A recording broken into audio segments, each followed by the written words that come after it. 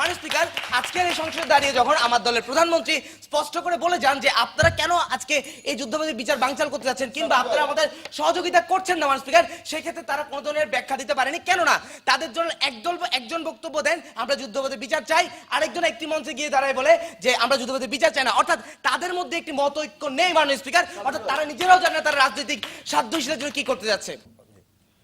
আজকে সরকার দল থেকে বারবার বলা হচ্ছে যে তারা যুদ্ধাপরাধীদের বিচার প্রক্রিয়া স্বচ্ছ রাখছে এবং চিহ্নিত যুদ্ধাপরাধীদের বিচারটা করছে। আমার প্রশ্নটি এই জায়গায়, চিহ্নিত যুদ্ধাপরাধীদের যখন বিচার করছেন ঠিক সেই মতো আমরা কয়েকদিন আগে দেখলাম যে আরেকজন সরকার দলের চিহ্নিত যুদ্ধাপরাধী মাননীয় প্রধানমন্ত্রীর পাশে বসে বাংলাদেশ পাকিস্তান ফাইনাল ম্যাচ দেখেন, এটা কিভাবে সম্ভব হলো? আমরা জানি মাননীয় স্পিকার, চিহ্নিত যে যুদ্ধাপরাধী রয়েছে মাননীয় স্পিকার, তাদের সকলকে কিন্তু একদিনে অ্যারেস্ট করা হয়নি মাননীয় স্পিকার। আপনি দেখুন কিছুদিন পর প্রক্রিয়া কিন্তু একজনকে অ্যারেস্ট করা হচ্ছে, যার শেষটি আমরা দেখলাম গোলাম আজমকে অ্যারেস্ট করার মাধ্যমে।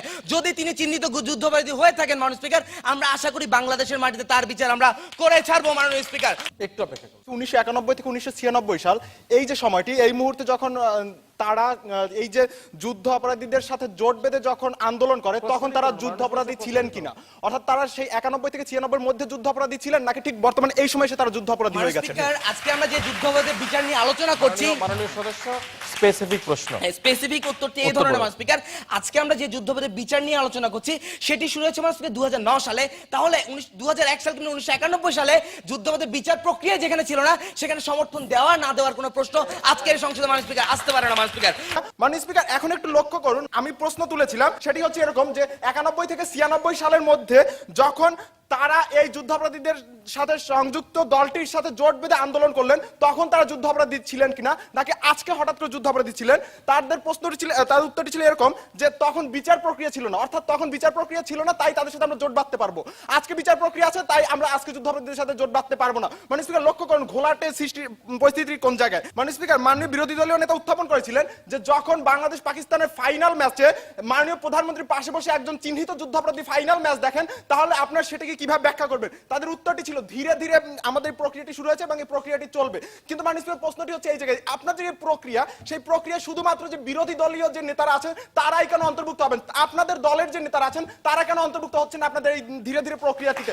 অর্থাৎ মাননীয় স্পিকার, আমরা যে কথাটি বলছিলাম যে যুদ্ধাপরাধীদের বিচার যদি প্রতিহত হয় তাহলে সেটা হচ্ছে সরকারের সদিচ্ছার অভাব এবং অস্বচ্ছতার কারণে, সেটা এখানে প্রতীয়মান হয়। মাননীয় স্পিকার, আমরা বিভিন্ন কর্মসূচিতে বারবার একটি কথা স্পষ্ট করে গেছি, সেটি হচ্ছে এরকম, যদি সঠিক ব্যক্তিদের ধরে সঠিক উপায়ে অর্থাৎ যত যুদ্ধাপরাধী আছে চিহ্নিত সবাইকে ধরতে হবে এবং তাদের যদি সঠিক উপায় বিচার করা হয় তাহলে আমাদের যে বিরোধী দল থেকে তাহলে আমাদের কোনো সমস্যা নেই। কিন্তু মাননীয় স্পিকার, যদি এই যে যুদ্ধাপরাধীদের বিচার নামে একটি রাজনৈতিক প্রহসন চলে মাননীয় স্পিকার, অর্থাৎ একটি নির্দিষ্ট দলের উপরে সেটাকে চাপিয়ে দেওয়া হয় মাননীয় স্পিকার, তাহলে সেটাকে আমরা বলছি সেখানে স্বচ্ছতার অভাব রয়েছে। মাননীয় স্পিকার, লক্ষ্য করুন যখন প্রশ্ন করা হয় শীর্ষস্থানীয় আরেকজন নেত্রীকে যে আপনার নিকটতম আত্মীয় যে যুদ্ধাপরাধী তার বিষয়ে আপনার কি চিন্তা ভাবনা, তখন তিনি বলতে বাধ্য হন যে যুদ্ধ অপরাধী এবং রাজাকার এই দুজনের মধ্যে পার্থক্য রয়েছে, অর্থাৎ তিনি তখন যুদ্ধ অপরাধী এবং রাজাকার মধ্যে পার্থক্য খোঁজার সৃষ্টি করেন। বিরোধী দলীয় নেতা মাননীয় নেতা শাহ সাইফুল্লাহ আল জাকরিনকে তার সর্বপ্রথমেই এই যুক্তি খণ্ডন পর্বে বক্তব্য প্রদানের জন্য আহ্বান জানাচ্ছি। ধন্যবাদ মাননীয় স্পিকার, আমাকে পুনরায় সুযোগ প্রদান করার জন্য। মাননীয় স্পিকার, ঠিক যে মুহূর্তে সীমান্তে কাঁটাতারের বেড়ায় আমার বোনের রক্তটি এখনো শুকায় না, ঠিক সেই মুহূর্তে যখন আবার আমার আরেকজন ভাইকে বিএসএফ এর হাতে তুলে দেওয়ার পর তাকে উলঙ্গ করে সেই ভিডিওটি বাজারে প্রকাশ করা হচ্ছে মাননীয় স্পিকার, যে মুহূর্তে আজকে আমার সাংবাদিক বন্ধু দম্পতি তাদের বেডরুমে নিরাপত্তা পাচ্ছেন এবং ঠিক সেই মুহূর্তে যখন প্রধানমন্ত্রী বলেন কারো বেডরুমে নিরাপত্তা দেওয়ার দায়িত্ব এই সরকারের না মাননীয় স্পিকার, তারা প্রথমে একটা দাবি তুললো মাননীয় স্পিকার তার যুদ্ধবৈধ বিচার করবে, সেটাকে ব্যবহার করে তার ক্ষমতা আসার চেষ্টা করলো মাননীয় স্পিকার। বিচারের নামে একটা ট্রাইব্যুনাল গঠন করা হলো, যে ট্রাইব্যুনালটা আজও অস্বচ্ছ মাননীয় স্পিকার। বিচারের নথিতে বলা হলো নিজামী 1971 সালে কোন এক অজ্ঞাত স্থানে অজ্ঞাত সংখ্যক ব্যক্তিকে হত্যা করেছেন মাননীয় স্পিকার। লক্ষ্য করুন আজকে নথিগত তাদের দুর্বলতা কোন জায়গায় মাননীয় স্পিকার। আজকে তাদের সেই তথাকথিত অ্যাটর্নি জেনারেলকে দিয়ে তার যখন কেস লড়াচ্ছেন ঠিক সেই মুহূর্তে 6 বার যখন আদালতে তারা আসামিদের হাজির করতে পারেন না মাননীয় স্পিকার, ঠিক সেই মুহূর্তে বিচারক বাধ্য হয়ে বলেন যে সামনের দিনে আসামি হাজির করতে না পারলে কেস ডিসমিস করে দেবো মাননীয় স্পিকার। ঠিক এই জায়গায় আমাদের বিরোধী দলের দোষ ছিল মাননীয় স্পিকার, আমাদের বিরোধী দলের কোনো দোষ ছিল না মাননীয় স্পিকার।